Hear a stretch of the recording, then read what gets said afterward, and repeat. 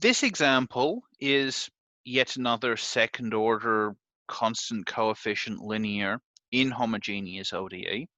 We have this time a polynomial right hand side, and it's polynomial of degree 2. Now, even though the first degree and the 0th degree, i.e. the constant terms, even though they don't appear on the right hand side of this ODE, we still need to account for them in our particular guess, or the guess for our particular part. So according to the table, our YP will be C2 plus C2 times T squared plus C1 times T plus C naught. I've assumed you all know how to solve homogeneous problems by now, so I've just gone ahead and written down the solution to the associated homogeneous problem. I'll just write down a particular part.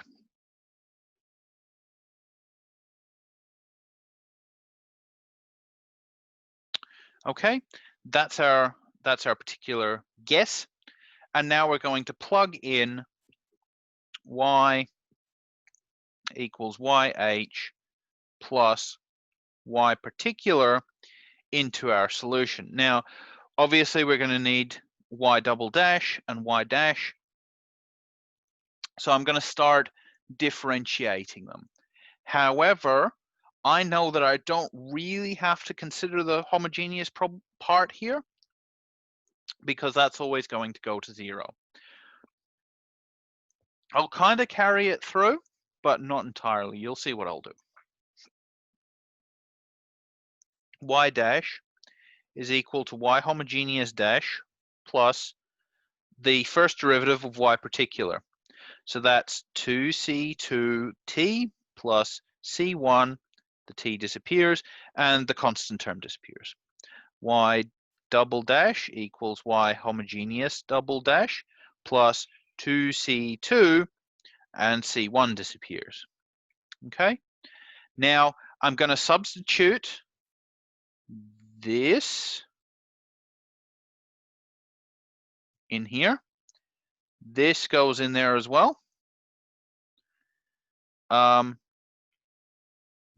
This and y homogeneous can be substituted in, but I'm just going to substitute it in implicit form through this. Okay, writing all of that out, I've got y homogeneous double prime plus 2c2 plus, now the first derivative, y homogeneous first derivative plus 2c2t plus c1. Now minus 2 times y, so that's minus 2y homogeneous minus 2y particular, which is minus 2c2t squared minus 2c1t minus 2c naught equals, oops, t squared. Sorry, I wrote x instead of t in the very first example. That was a mistake. But I don't want to redo the whole video for that. Okay, so now that we've got our equation, we've got to tidy this up and work out what we're going to do with these yh's. So I'm just going to scroll down.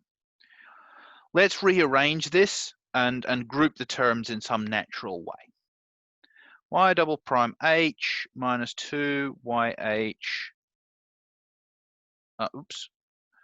plus yh prime minus 2yh. Then I've got minus 2c2t squared. I've got plus 2c2t minus 2c1t. Then I've got plus 2c2 plus c1 minus 2c naught equals t squared. I'm just going to check. This is quite a long expression, so I'll just go through and check that I've got everything right. So here's term 1, tick. Term 2, yup. 3, tick. It's got the -2 in the right spot. Then I got this one. Yep. Then I've got 2C2T, 5, -2C1. That's this one. Then 2C2, C1.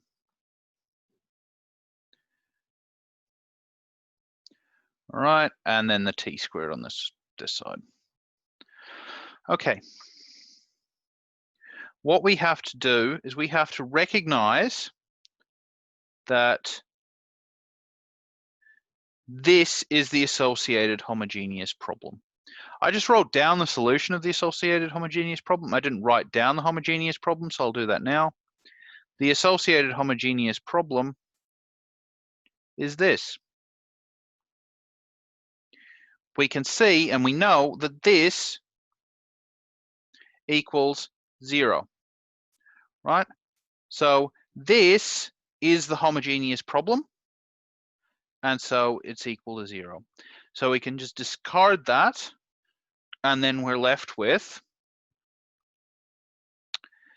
minus 2c2t squared plus 2c2t minus 2c1t plus 2c2 plus 2c plus c1 minus 2c0 equals t squared plus 0t plus 0. Now, I'm writing that out because this expression has to hold for all values of t, right?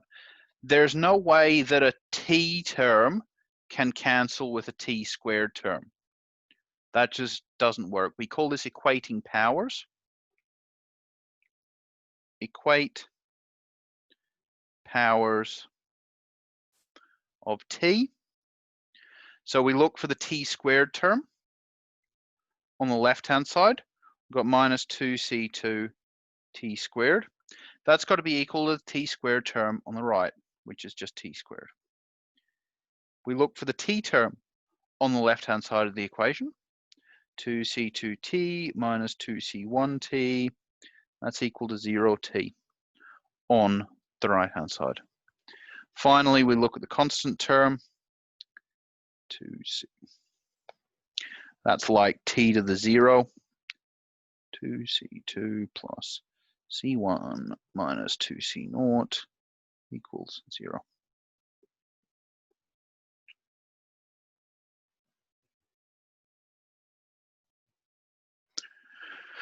Okay,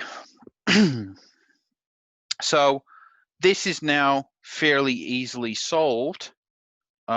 We've got C2 almost immediately. You notice that we can cancel that out. So that's equal to 1. And that implies C2 equals minus 1/2. We can plug that into this expression. That implies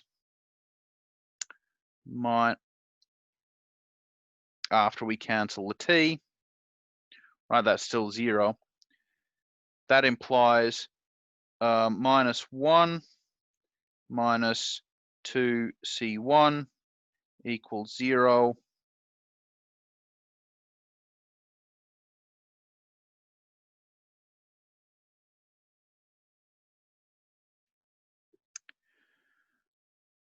There's nothing to cancel out, but we can substitute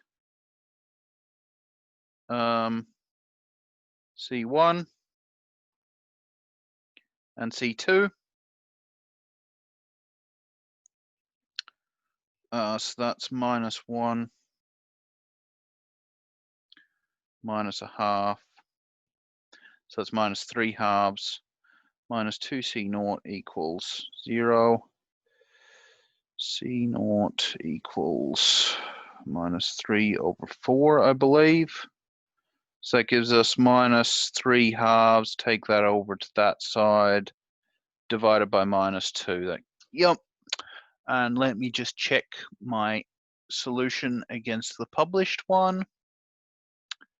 That's correct. And now we've just got to back substitute everything.